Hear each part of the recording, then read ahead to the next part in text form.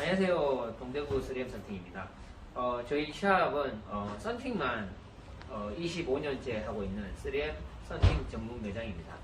오늘은 저희가 썬팅에 대해서 말씀드릴 주제는 어떤 썬팅이 좋은 썬팅이냐에 대해서 저희가 한번 언급해 보자 합니다.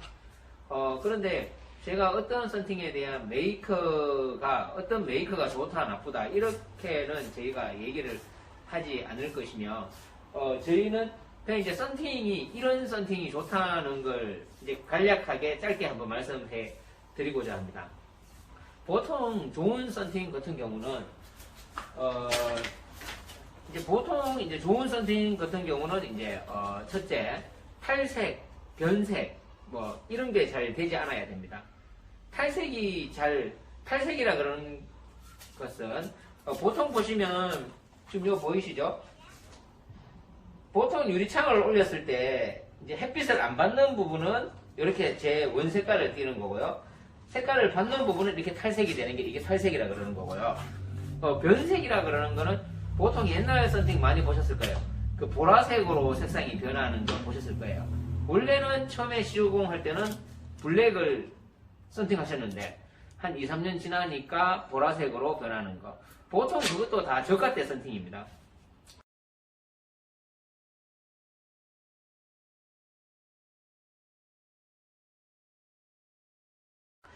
그리고 이제 저희가 이제 보통 얘기 많이 하는 게 있죠. 열차단율. 열차단율이 높을수록 좋은 썬팅이다. 보통 사람들이 총태양 에너지도 높을수록 좋은 썬팅이겠죠. 그리고 자외선 차단율은 제가 봤을 때는 모든 썬팅이 싸구려 썬팅도 자외선 차단은 99%입니다. 자외선 차단은 일단 다 되니까 무시를 하고 이제 열 차단율이 높은 썬팅. 그리고 보통 또 썬팅에 대해서 아시는 분들이 관과하고 넘어가는 게 뭐냐 그러면은 체감 열 차단 온도입니다. 똑같은 90%의 열 차단율에 얘는 가격이 70만원이고 얘는 가격이 30만원이에요. 그러면 보통 이 차이가 뭘 것 같아요? 체감 열차단 온도입니다. 그러니까 90%의 열차단이 되더라도 얘는 수치상으로는 90%인데 햇빛에 내가 썬팅을 돼 있는 차를 탔을 때 되게 뜨거워. 그러면 얘가 체감 열차단 온도가 낮는 거예요. 그런데 그거는 뭐 어차피 테스트나 이런 걸로는 잘 모르니까 그냥 사람들이 수치만 팔 때는 그런 식으로 팔겠죠. 특히 그런 부분에 영업을 하는 거는 국산 열차단 필름들이에요. 뭐 열차단율, 뭐 보증 10년, 뭐 이렇게 30만원짜리 30만원짜리 뭐 이런 게 보증 10년 뭐 이렇게 가고 그런 썬팅들이 많습니다. 그래서 체감 열차단 온도에 대해서도 저희가 이제 언급을 하려고 그러는 게 썬팅에 대해서 모르고 파는 자기가 파는 썬팅이 열차단율이 몇 프로고 어느 정도 효과가 좋은지 뭐 이런 것도 모르고 파는 업자들이 진짜 많습니다. 정말 안타까워요. 그냥 손님이 이거 해주세요 이러니까 그냥 하는 거예요. 그냥 뭐 썬팅 테스트도 안 해주고 저희 같은 경우는 오시면은 체감 열차단 온도에서 썬팅에 대해서 한번 설명을 해드려요. 그러니까 이제 보통 그 정도는 돼야 된다고 보고요. 그래야 그 손님이 또 제 썬팅을 믿고 오시니까. 그러니까 체감 열차단 온도가 그만큼 중요한 겁니다. 왜냐 그러면 지금 뭐 열차단율이 뭐 썬팅이 180만원, 150만원 뭐 이런 썬팅도 많잖아요. 모든 썬팅의 기준은 100이라는 적외선 차단율과 총태양 에너지도 똑같이 100이라는 기준을 가지고 하는데 그 기준에서 내가 운전을 할 때 내가 100%든 90%든 얼마나 내 몸이 덜 뜨거우냐 이게 체감 열차단 온도입니다. 그게 가장 썬팅에서는 중요한 겁니다. 그리고 이제 썬팅의 내구성이죠.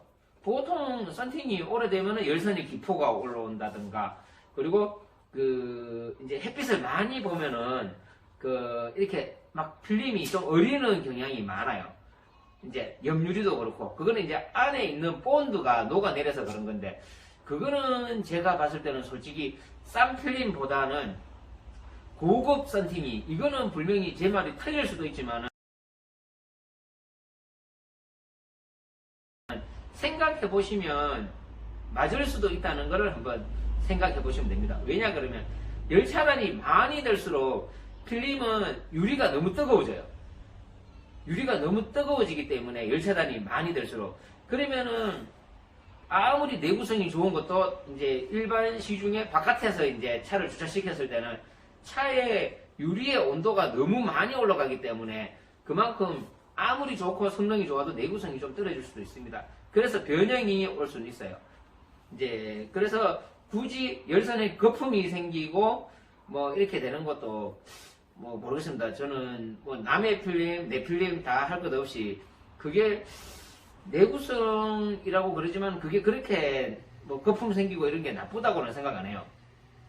그러니까 필름의 열차단율이 너무 높아서 유리가 너무 뜨거워져서 거기에 대한 본드가 끌어올라서 그렇게 되는 거라고 저는 그냥 그렇게 생각합니다. 뭐 다른 업체에서는 그냥 필름이 자기 필름이 3년 4년 돼갖고 뭐 100만원 주고 파는 필름이 끌어올라도 자기 필름 갖고는 욕 안 해요. 남의 필름이 그렇게 되면은 막 쓰레기라 그러고 막 이렇게 막 비하하겠죠. 근데 저는 그런 식으로 얘기 안 합니다. 이 필름이 열차단이 너무 많이 되고 이제 하다 보니까 유리가 너무 뜨거워져서 본드가 끌어올라서 그렇게 될 수 있다. 저는 그렇게 생각합니다. 그리고 선명성이에요.